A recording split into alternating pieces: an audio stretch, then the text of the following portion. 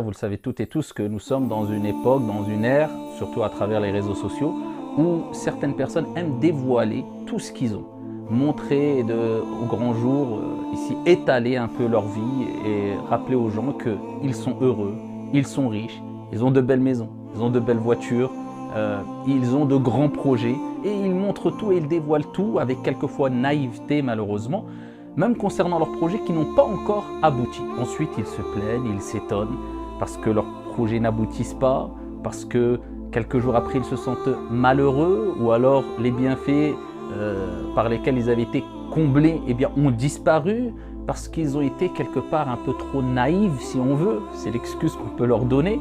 En tout cas, il faut savoir que dévoiler tout ce qu'on a et montrer et rappeler aux gens que nous sommes les plus beaux, les plus riches, les plus heureux et surtout à travers les réseaux sociaux, ce n'est pas une chose bonne à faire, surtout à notre époque.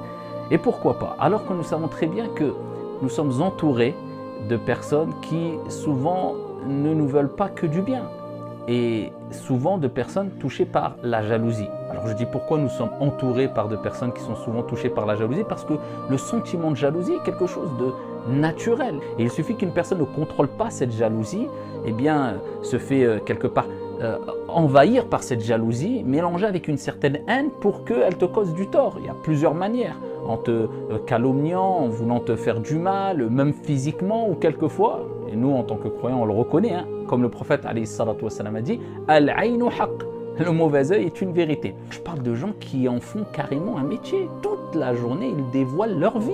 Tout le temps, ils le montrent. Et quelquefois même, ils font part de projets qu'ils ont, alors que ces projets n'ont même pas abouti.